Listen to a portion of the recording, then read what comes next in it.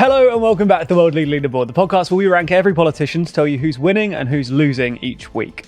This week, I'm joined by Zach Michaelis. Hello. And Nadia Lavadinov. Hello. How are we both doing? Really, really well. Yeah. Excited? Very. Superb. It's a 3-person podcast this week rather than 4. Always an interesting vibe. And also means when we get the ultimate winner or loser of the week, we might actually reach consensus because there's fewer of us. Oh, that's an exciting prospect. But before we get to the exciting prospect of the mechanism at the end of the episode, we got to get into our winners of the week. Zach, let's start with you. Who is your winner this week? My winner of the week is Chinese President Xi Jinping. And I'm just looking at the board. I've realized that he's already at the top of the board, so he can't move up, which makes it slightly redundant. But nonetheless, I'm going to plow on. The basic reason is actually, and we're recording this on Monday, and only a couple of hours ago, the US and China announced after a meeting in Geneva that they had agreed to dramatically lower the sort of respective tariffs on each other's imports for 90 days while they try and negotiate a more substantial trade deal. I think this is just great news from China for China and for Xi Jinping, because when the trade war originally kicked off, the sort of reasoning, both amongst Trump and amongst sort of mainstream economists, was that China would suffer more than America because essentially China exports a whole load of stuff to the US. And so sort of, basically if you block off all that trade, Chinese businesses won't have anyone to sell to, which will be terrible news for them. Whereas American consumers can ideally buy their stuff from, either an American alternative or from some other country's manufacturers. And I mean, that's not really how things panned out. The sort of overall impact on the American Chinese economy was a bit more complicated than that, in large part because the introduction of tariffs triggered a sort of massive decline in investor and consumer confidence inside the US, which is sort of a secondary effect. B, it does look like, despite all his quite sort of hawkish rhetoric, Trump has now sort of quietly stepped back from the brink when it comes to the trade war. So, from the Chinese perspective, sure, tariff rates are still pretty high. So the US has agreed to lower them from 145% to 30%. But that should mean the resumption of a fair bit of bilateral trade and should provide some real relief to basically Chinese exporters. And it doesn't look like they had to concede that much, right? They just sort of matched Trump's tariff regime. And then they both got to this point where it was mutually painful, and that sort of forced a de-escalation, right? So that the Chinese strategy basically has worked, despite the fact that it didn't sort of abide by that original logic that a trade war should really hurt essentially the surplus country more than the deficit country. Does that make sense? Yeah, that makes sense. Yeah. Do we expect to see other countries following this strategy then? It's worked both kind of economically and politically. It seems that it's been maybe less damaging to China in the short term, well, the very short term, because these tariffs weren't applied for that long.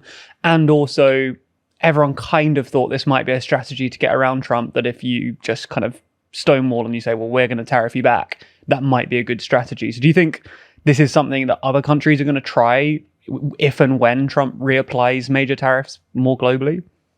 So I think in lots of ways, you can't generalize too much from the China case, right? So you're right that the big question with both this recent Chinese deal and also the recent deal that the US agreed with the UK, the big question is, what can we learn from those two deals that will tell us about whether or not Trump can sign equivalent deals with all the other trading partners, the 17 other trading partners who are otherwise threatened by tariffs in sort of 60 days' time. And I don't think you can generalize too much from the Chinese case for two reasons. I mean, first, China's just an enormous economy. It's just bigger than basically any other economy, apart from maybe the EU if you're just looking at scale. Yeah. But also it was the only one to retaliate in that way, right? You saw this after Liberation Day, right? It imposed those massive tariffs and everyone else sort of goes, whoa, let's take a second. And the Chinese immediately imposed reciprocal tariffs. And then you had that tit for tat escalation where in the end you ended up with China imposing an 125% tariff on American imports and America imposing a 145% tariff on Chinese imports. So I just think that's where, and that was just far more disruptive than any of the other sort of like tariff fiascos that the US has had with other trading partners. So I don't think you can generalize from that. I think there is one interesting lesson here, and this is a bit sort of preemptive. But in the subsequent press conference, Scott Bessent talked a lot about what are called purchase agreements. And purchase agreements are basically when China just literally agrees to buy hundreds of billions of dollars worth of American stuff. In the same way that the UK, and I think you saw this in the UK deal as well, the UK agreed to buy $10 billion worth of Boeing planes. And this is very similar to what happened in the phase one trade deal, which is the deal that Trump agreed with China back in 2020, but it just sort of collapsed because of the pandemic. But back in that deal, what basically happened is that the central plank of that deal was that China agreed to buy about $200 billion worth of American stuff. So stuff like soybeans, oil, again, planes maybe.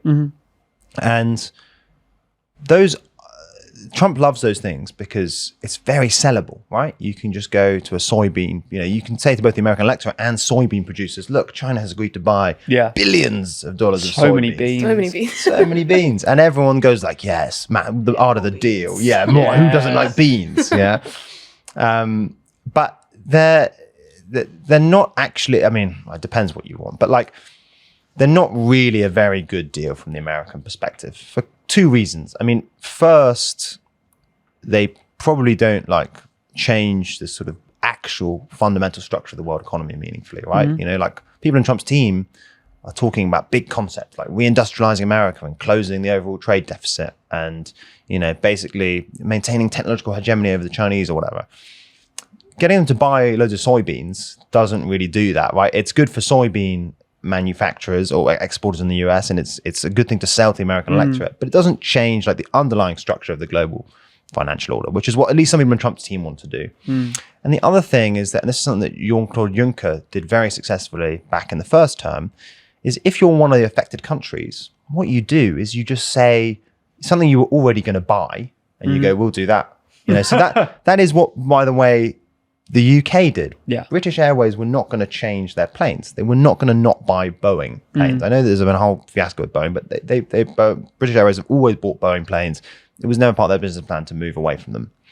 And what we did, I think, presumably Peter Mandelson did quite successfully, is he went to Trump, we'll buy $10 billion worth of Boeing planes. And Trump was like, that's a big number. It's a big number. I'm going to take that. But actually, it's what we were all going to do anyway. Yeah. So there's I think that those sort of purchase agreements, in a way, I think they're quite, markets will quite like them because they don't change the underlying structure of the financial order, if you want to call it that, the global trading order. America will still, because of more structural reasons to do with essentially the dollar and the role that treasuries play in the global order, it will still continue to run an overall deficit. It might shift things about a bit because obviously if you're buying more from China, that bilateral deficit will close, or China's buying more from you, that bilateral deficit will close, but it will open up somewhere else. And it's something that Trump can easily sell to the electorate.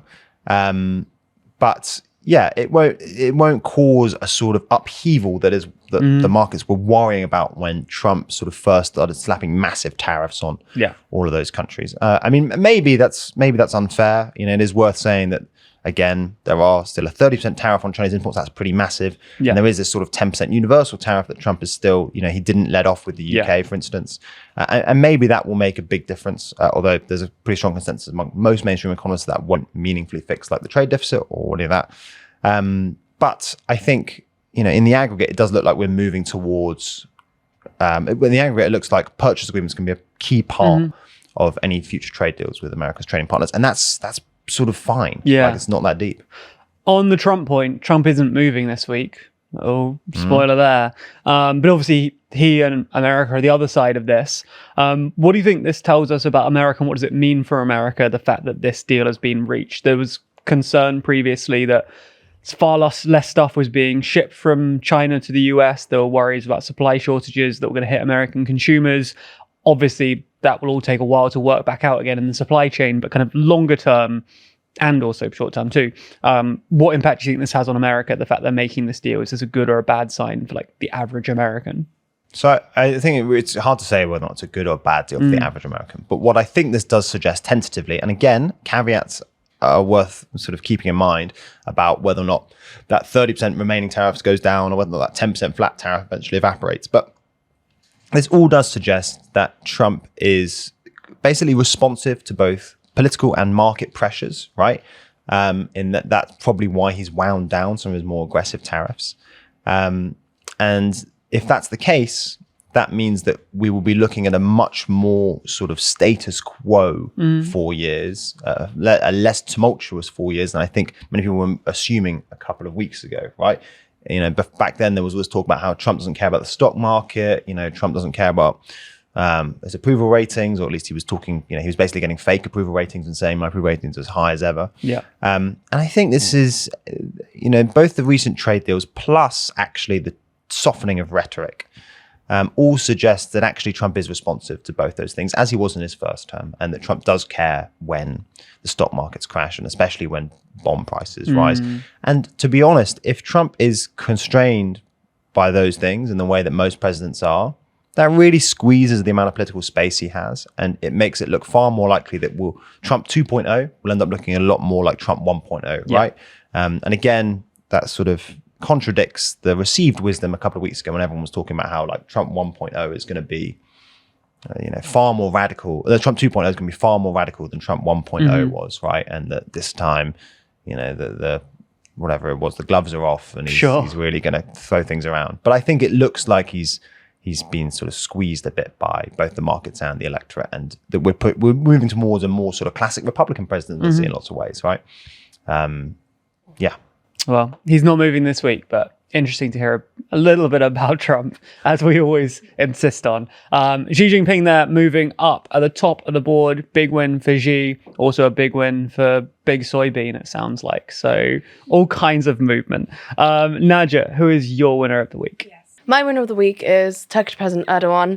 There are three main reasons why I've picked to move him up this week. The first reason, which was announced today, so we're recording on Monday, is that the Kurdish militant group, the PKK, they've announced that they're disbanding after 40 years of being in operation. They've essentially, for the past 40 years, been trying to, get more rights for the Turkish population in Turkey, which I think it makes up like 20% of the entire country. And they've, pushed for specific secessionist aims. But now this announcement that they're that they're basically disbanding completely, it's kind of a big win for Erdogan when it comes to kind of like security, if we want to call it that, the security of Turkey, and also just his political aims, because he's essentially thinking about running again for president in 2028. He's been president for the past, 2 decades at least. Basically. And he needs or in charge, because he was prime minister. Yeah, true. And he essentially needs the support from these pro-Kurdish Turkish parties. And it seems that with the PKK disbanding, he will receive their support. Second reason why Erdogan's moving up is that he's basically just been able to cultivate a really good relationship with Donald Trump. Donald Trump's been very receptive to Erdogan, and there's even now talks that a Ukraine-Russia ceasefire, which seems to be kind of at a turning point at this stage, and like people, Putin and both Zelensky seem to be more serious about actually meeting bilaterally, face-to-face, that this might be happening in Turkey as well. So that's kind of another diplomatic win for Erdogan if that does materialize. And also, finally, my last point is, a few weeks ago, Turkey was in the news everywhere with the mass protests against Erdogan for imprisoning the main opposition leader, Ekrem Imamoglu. That was wrong. Imamoglu. And he's still in prison. Well, he's still he's still been detained, but the media has just kind of quieted down on it completely. And it's kind of the same thing that's kind of happening in Serbia too, with President Vučić, who's also very, dictatorial, like Erdogan.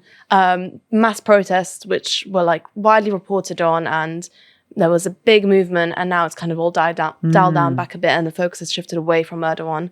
So I guess, 3 wins in that sense. So he's moving up this week. Interesting. Let's go through them in reverse order. Sure. Well, as you say, this kind of protest movement was something you spoke about a whole bunch in the region more broadly and a bunch of kind of related countries. What is the update there? Like, the media is giving it less attention, or the protests are dying down, or kind of a combination of both, do you think? I think a combination of both. Obviously, it helps if the media and Western media are reporting on it, then that automatically kind of gives a momentum to these kind of protests. But as soon as, I think same thing that's kind of happened in Serbia, as soon as kind of Western media stop reporting on these things, there's a lot less of, what I just said, a momentum to keep these protests going, because it kind of feels like, we're yelling and saying all these things and trying to, state our aims, but the entire media is just like, kind of like blacked out. Like no one's listening, so what's the point, kind of thing. Yeah, I suppose especially when it comes to international media looking for that kind of global condemnation that might pressure one of these leaders. If that's dissipating, that's even better point, the fact that he's not receiving any condemnation from international leaders at this point anymore. And if anything, things are going well with Trump, as you say. How is that materializing? You say that Trump is working relatively well with Erdogan. What does that look like?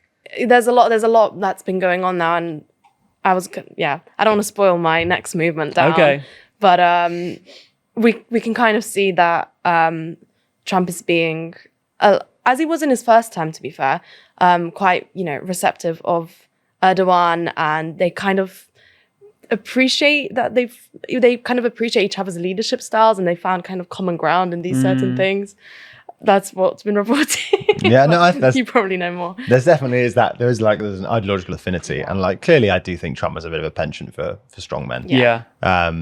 But the other thing the Turkey of Trump been trying to buy, I think F-35s. I'm pretty sure it's F-35s off America for a while. Those sales were withheld by the Biden administration because Turkey bought a Russian air defense system, and there've been reports that they are going to release those back. The other thing is that Trump has been at least rhetorically supportive of Erdogan's sort of interventions in Syria, essentially, and Erdogan's support for the nascent Syrian state. And Trump has basically said this is a good idea and pushed ahead with it. And senior figures in the administration have done the same. And that has upset, for instance, Israel's Prime Minister, Benjamin Netanyahu. The other thing is just to second what Naja said about him getting away with the sort of detention of Ekrem Imamoglu.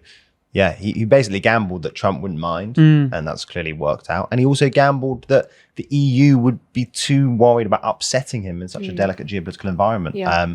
And again, the fact that, and that has also clearly worked out, right? Because, the EU know that Erdogan's going to play a massive role, especially in negotiating this upcoming ceasefire if it does happen.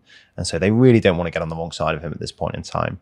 It looks like Erdogan's basic gamble there that, if you are going to jail Imamoglu, now's the time to do it, has sort of paid off. And it seems like, as you say, his influence is only rising. Like, it'll be interesting in the future to see on the board whether his position continues to rise. But especially with the ceasefire negotiations, with Trump, as you say, just kind of naturally being more of a fan of Erdogan than other Western leaders have been. He's moving up from lightly negative to dead in the middle, and it'll be interesting to see whether that continues. The one other thing I was going to say, and this is slightly inspired by the Vučić comparison, is that, like, sure, there's this anxiety in Europe about, upsetting Erdogan during the talks, right? But there is also this genuine dilemma for, like the EU and others about how vocal to be in support of their protests, because there is this trend, right, that the EU comes out to support protesters, and that allows someone like Vučić or Erdogan to say, oh, it's foreign interference, it's all being pushed by the EU, and to sort of like turn it into a sort of either like a pro or anti-EU battle or sort of a pro or anti-West battle, right?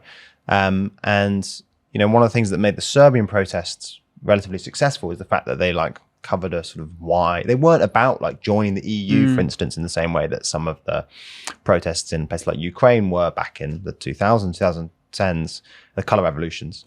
And that meant that they couldn't be sort of reframed by people like Vučić or Erdogan as a sort of like pro or anti-EU battle, which is a bit more divisive, and it sort of draws attention away from the sort of like fundamental failings of Erdogan or Vučić, right? The sort of governance shortcomings. And I think that's something that like the EU and others recognize now, right? That they sort of slightly regret some of the more enthusiastic support for, nascent regimes in the Arab Spring, for instance.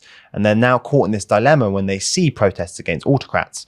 Do we like express our support very, very vocally, but then risk allowing that autocrat to reframe that debate internally as a sort of pro or anti-EU thing? Or do we just sort of like sit back and let it take its own sort of like path? But the risk there is that, as Naja was saying, without sort of like support from outsiders, from the international community, how do protesters actually achieve a change? And I think that is a real dilemma for like more liberal-minded blocs like the EU. What is their attitude towards international protests? And with that up in the air, Erdogan reaches the most up in the air spot on the board too. We will see, winner or loser in the future. He sits right there in the middle right now.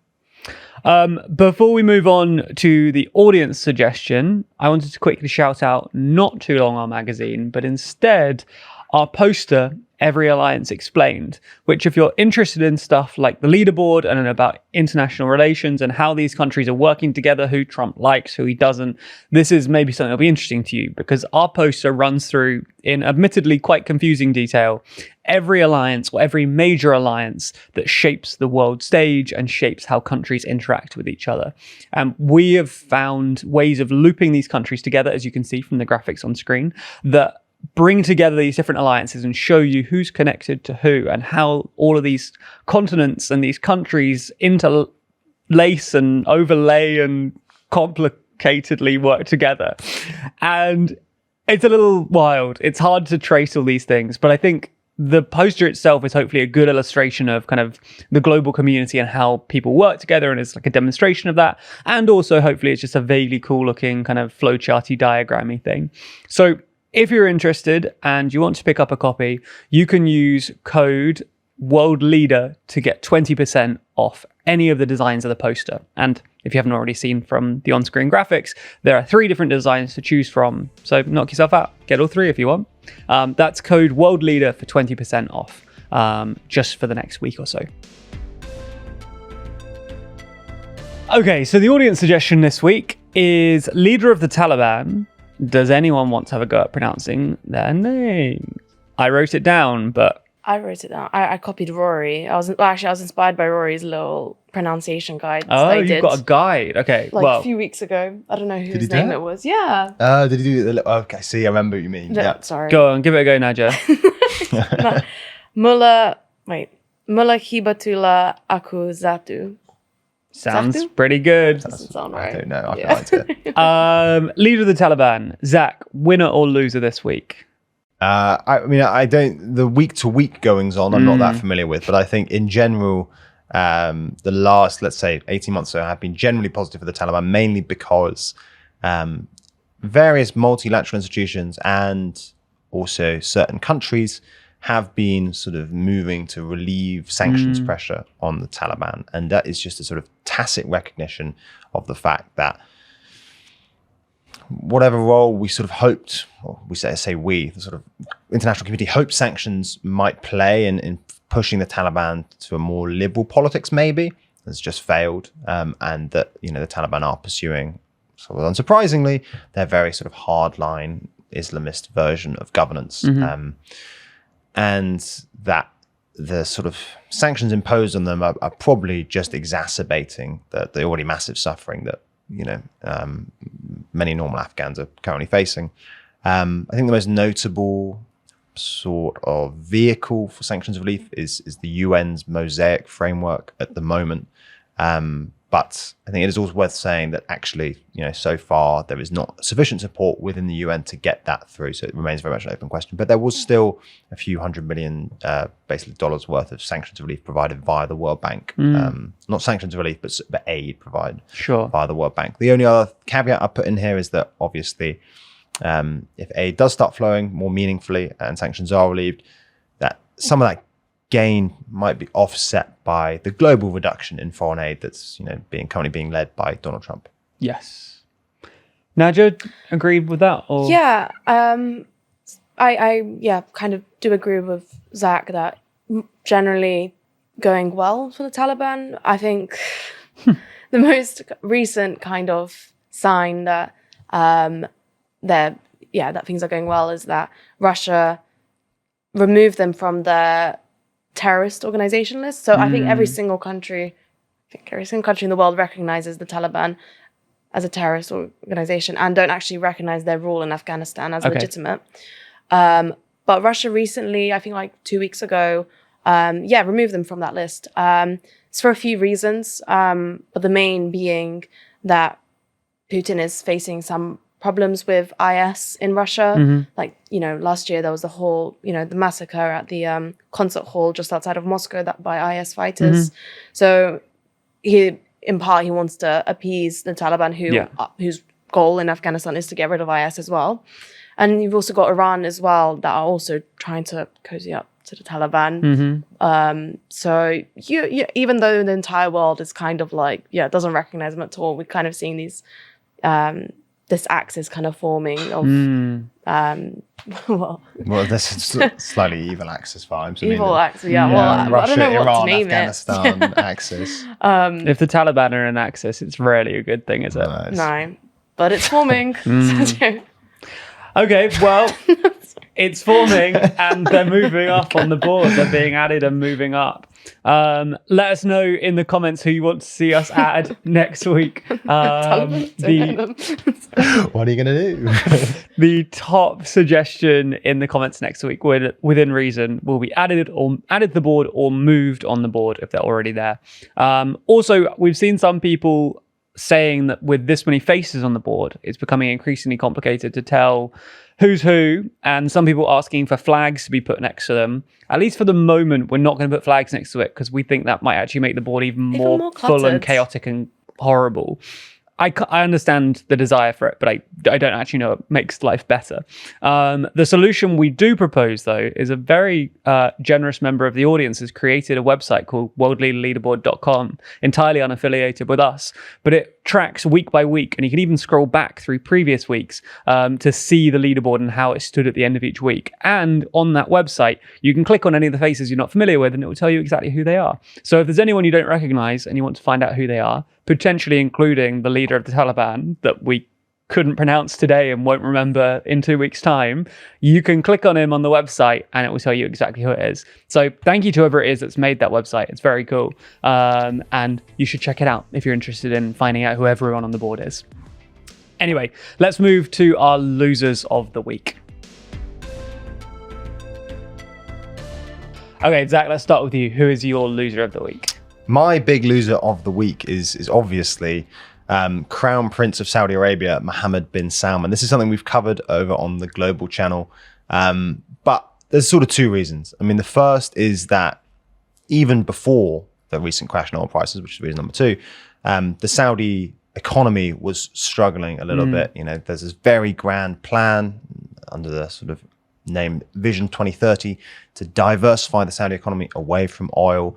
It's one of the reasons you see those wild Saudi investments in football, boxing, that Lion City, all those sort of things.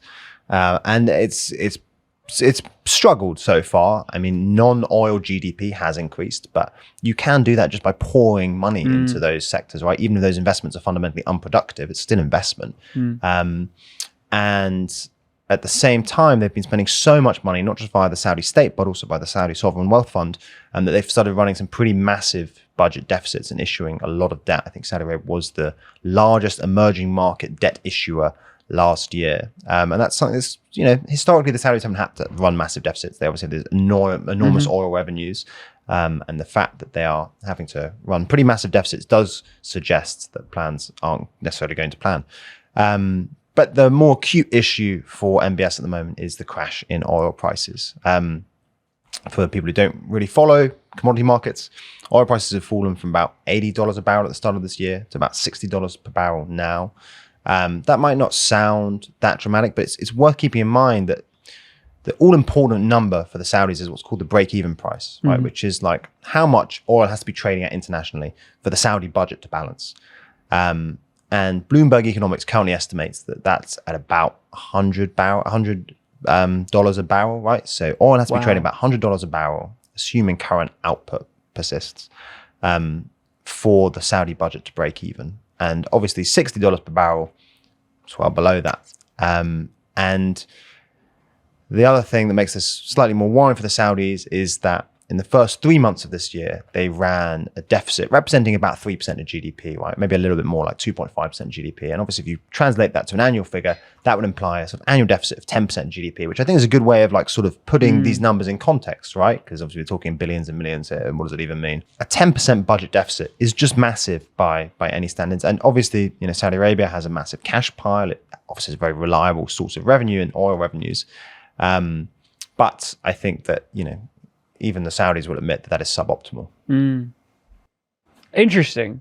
We made a video about this last week, obviously, and we went into more detail about the kind of oil price falling and also how that's partly due to kind of OPEC alliances falling apart and Saudi Arabia finding that it's unable to force up prices as it hoped to.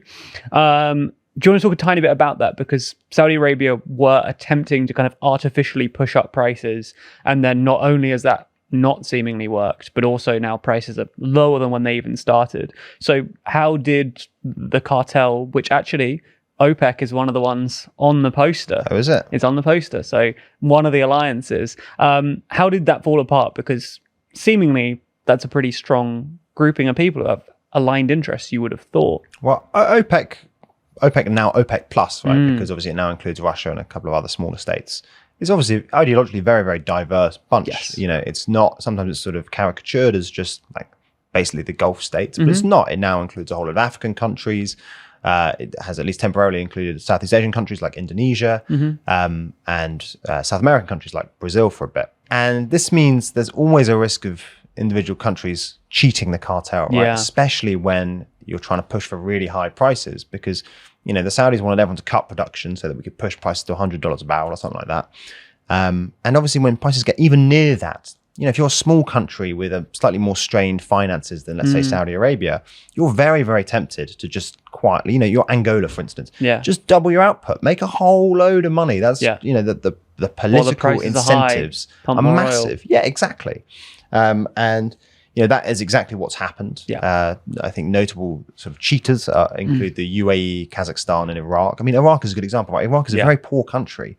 The incentives to pump more oil and make some more cash and you know, invest in your economy are massive. What Saudi's trying to do. That's the whole reason they're doing it. They can't get too upset.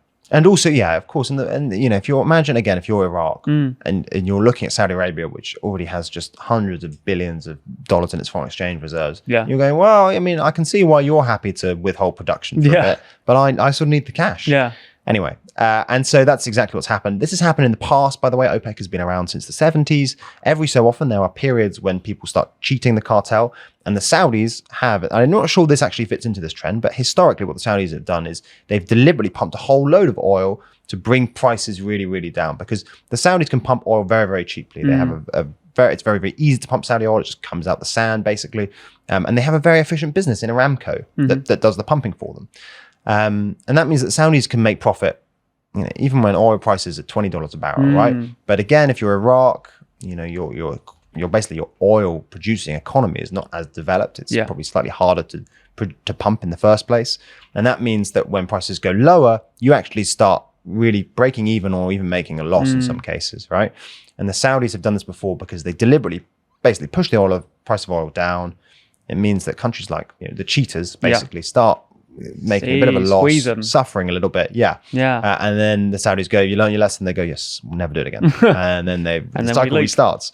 I think in this case, by the way, actually, the target is probably more American shale producers. One of the reasons the Saudis have really struggled to control prices is because of the rise of non-OPEC production, especially American shale. One of the biggest producers in the world at this point. I think it is currently the biggest producer in the world, the US. But shale, if they're not part of your cartel, that's a real problem. But shale is not cheap to produce, right? It's not the same. It's a very complicated fracking process, and it's quite capital intensive as well. It's not like all the Saudi oil wells have been set up in the first place. They don't need them upfront capital investment to develop those wells. And so the American shale producers can only really turn a profit. I mean, again, estimates vary here, right? But about $60, $65 a barrel. So actually, the Saudis have seen prices drop and they've continued pumping more oil, presumably, I think at least, because they've thought, well, you know, if we can deal a bit of a blow to the shale producers, that's in our interests. The last thing I'll say is that one of the other reasons the Saudis will be very tempted to do this is because one of the reasons that American shale producers could survive when the Saudis tried a similar trick in the 2010s is that interest rates were really, really low. And that meant that if you're American shale producers, you just borrow the money and just sort of survive until oil prices go back up, right? But they can't now. Interest rates are not low. And there's the Federal Reserve is signaling that it won't cut interest rates, which means this will be a really precarious time for American shale producers. And it puts Trump in a bit of a bind, right? Because he said, you know, drill, baby, drill, and all that sort of thing. But if you want to drill, baby, drill in America, you need to keep low prices above $65 a barrel. No more drilling. No more drilling. But as you know, one of the things that Trump loves is that low oil prices mean low gas prices in America. And so there's always been this tension in Trump's politics, right? Interesting. You need high prices for shale producers, but you need low prices for consumers.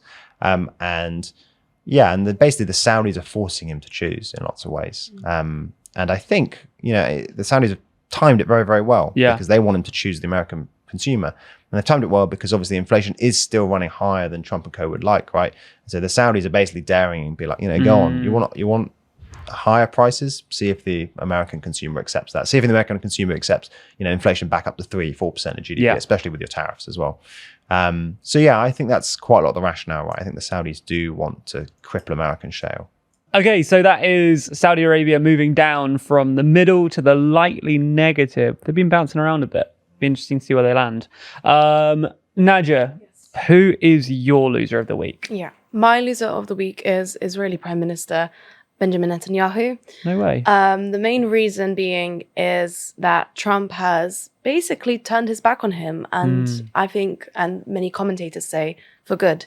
There's a few things that have happened in the past 2 weeks, and I'll list them really quickly to just show how bad how this rift has gotten so deep between the two. But one of the first things is the recent Houthi deal that America has made. So they basically, ever since Trump got into his second term in the White House, the US has been bombing the Yemeni Houthis group for essentially blockading the Red Sea and preventing shipping from going through, even though most of the shipping has been going through. They've been intensifying their attacks on the Houthis. But recently they announced a ceasefire between the US and the Houthis, and apparently this was done without Israel's acknowledgement or knowing that anything was even being talked about. And this is a bit of a problem for Israel because now they're kind of left to deal with the Houthis in Yemen by themselves, who originally started the attacks in support of Palestine and have been striking Israel. So they striked Israel's airport like a week ago. Israel struck back. But basically, a loss of an American ally in this battle against the Houthis and Israel. Then there have been reports which have been so far denied by Trump's administration, but many do believe that things are heading in this direction, that Trump may actually move to recognize Palestine, which is kind of like a few months ago, you would be like, doesn't make any sense. You would never consider like that to be a possibility. But now it seems that the way Trump is approaching Netanyahu, but more specifically the Arab leaders in the region, he wants to appease them. He's essentially putting these, Sunni monarchs like MBS on a pedestal. Not on a pedestal, but he has realized that his relationships with the Arab leaders are basically more important than his relationship with Netanyahu. And move to recognize Palestine would go perhaps a long way to to do any kinds of like big financial deals with these Arab leaders that Trump is so keen on doing.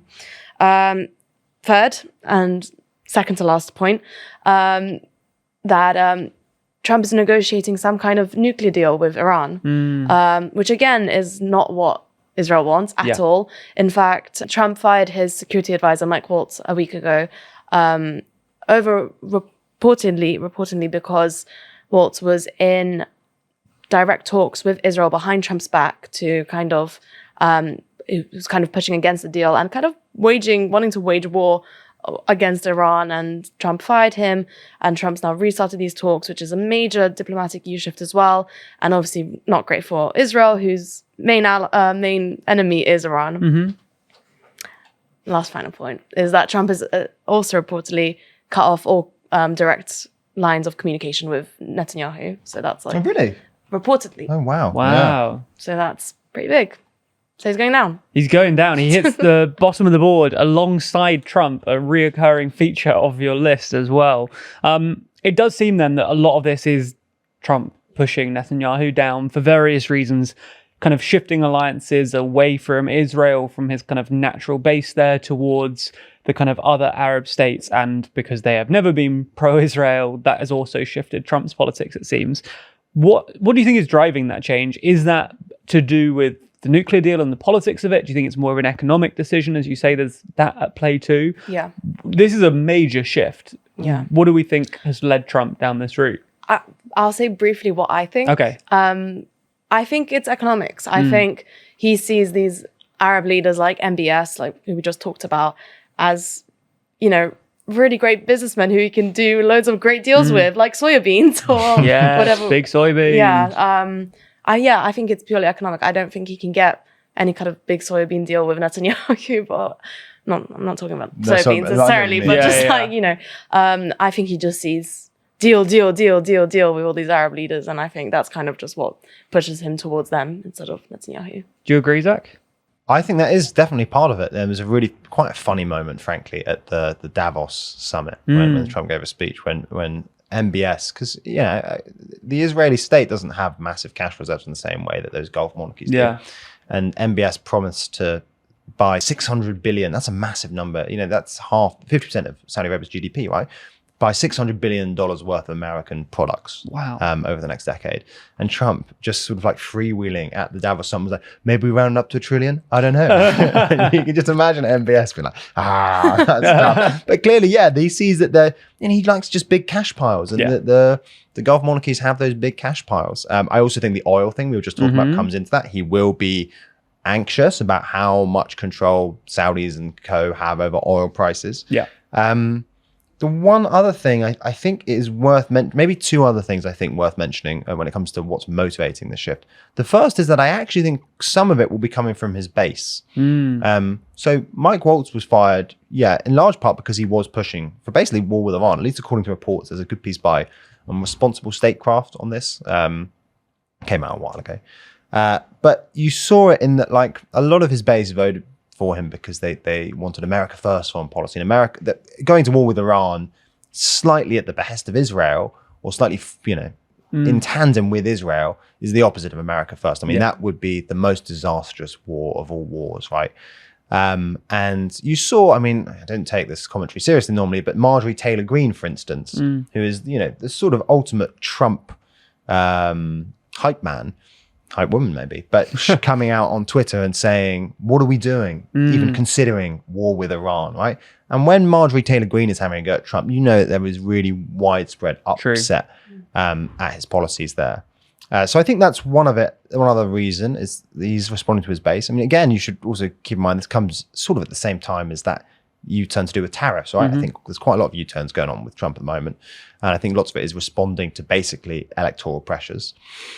The other thing is that I think it's worth mentioning they did actually fall out before. Of course, in 2021, Trump gave that interview to Axios where he said, I don't know if I'm allowed to swear on this podcast, but he said, Bibi, because Netanyahu had quickly buddied up to Biden. And Netanyahu is obviously very, very good at sweet talking presidents. But and he clearly did successfully sort of turn things around when Trump first came into office. But what I do find slightly entertaining is that both Trump and Netanyahu have sort of schmoozers, right? They're like, they'll say the right things and then do something completely different. And I do like, there was a report I can't remember what Israeli outlet it was, but Netanyahu was quoted as saying like, Trump says the right things to my face and then just does completely the opposite. And there's a nice irony to that. Yeah. Netanyahu has made a political career of doing exactly that for like the last decade or so. And so there's something quite entertaining about, Bibi getting BB'd. Yeah. And so I think those are the two other things that might be motivating that pivot. Great headline for a too long article. BB getting BB. Yeah. Pretty good. That's good. It rolls off the tongue. Probably is an article about it in the next issue too, I guess. Can I last thing I say?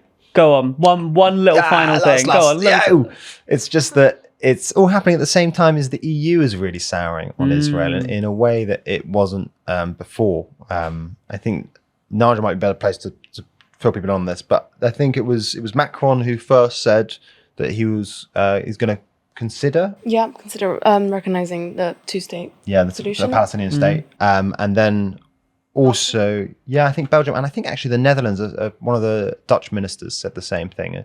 And the fact that basically the exception of Germany, most of Europe, the big countries in Europe, are moving towards recognizing a Palestinian state. Was bad news from Netanyahu's perspective, right? Absolutely. And he's got all the domestic political turmoil at home. But of course. Yeah. Well, he's hit the bottom of the board. He can't go any lower than this. We can keep pushing him down though, like we did with Xi at the top. So that is how the board sits right now, but it's time to find out who our ultimate winner and ultimate loser of the weeks are. Okay, let's start with our ultimate winner of the week. And how this works is each of us will write down who we think our ultimate winner is. And if we have consensus, that person moves again on the board. If we don't, they stay exactly where they are. Your options for ultimate winner are Xi, Erdogan, and the leader of the Taliban. I will allow you to just write the leader of the Taliban. I don't expect you to get all 84 characters of their name on the board. Okay, Zach, let's start with you. Who is your ultimate winner of the week? My ultimate winner of the week, I'm going for Xi Jinping. Yeah. I just think that the trade, if you, again, I love casting minds back. If you cast your mind back to like a couple of months ago, or even just before Trump took office, everyone was saying that the trade war was going to smash China's economy. And that's just not how things have panned out. And it looks like, in some ways, and depending on where your sort of expectations were, it looks like he's sort of won. Mm-hmm. Nadia. I backed myself. I know we both backed ourselves. I know, it's selfish. No. Both look very stubborn. Yeah, I picked Erdogan. I just think the whole PKK disbanding is just it's huge. quite massive, and that warrants moving up for this week specifically. But I agree with Zach as well, the whole G point as well. But yeah. I take both points. I was metagaming the board a bit in that Xi is already at the top. And also, as you say, Erdogan has like a bunch of big wins you listed out. And I think he's like, being in the middle feels a bit harsh. I wanted to bump him up the middle. So I went Erdogan too. No, I think that's very fair. No one went for the Taliban guy. I totally understand why. To be fair, I could have been convinced. One of the things I sort of didn't think about the Erdogan thing, and you mentioned it, but I just sort of forgot it, is that obviously he does need that 2/3 majority, right, to amend the constitution. And Naja's very right that this paves the way for him getting that. And Erdogan, president for life. Well, if that happens, then we can move him up. Yeah. Next time. We've got all of our lives to move him up. Till 2028. Glad you're committed. Okay, so your options for ultimate loser of the week are MBS or Netanyahu. Who's your ultimate loser of the week? It is going to be Bibi. Yeah. I think it has to be Bibi. The longer you talk about it, the worse it gets. Yeah. Yeah, I went for BB. I think MBS, yes, loser, but I think there's some hope for him with the whole Trump angle kind of thing. Yeah. So I went for BB. I also would say, actually, you do yours first.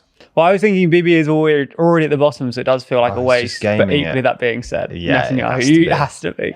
The other thing I was going to say is that actually, and I think the economists have a good piece on this, is that, and this is both a risk and a sort of win for MBS, but his program of social transformation has been incredibly successful. And it's obviously, Saudi Arabia is an infinitely more liberal place than it was, pre-2015 before he took power.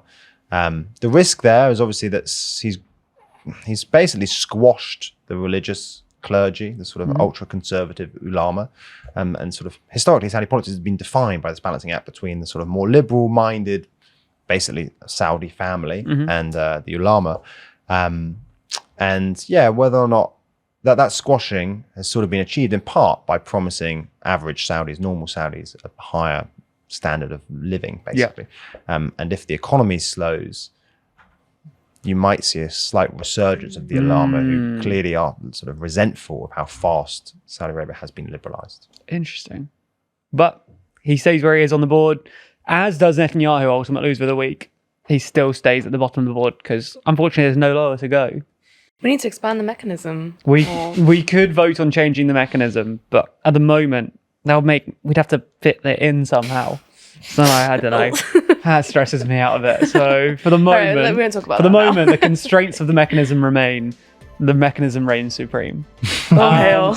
We will join you. No, you can join us next week for another episode of the World Leaderboard, where we'll be moving more people, talking about more stuff, and of course, the mechanism will be here as always. The omnipresent Always there. mechanism. It's always there.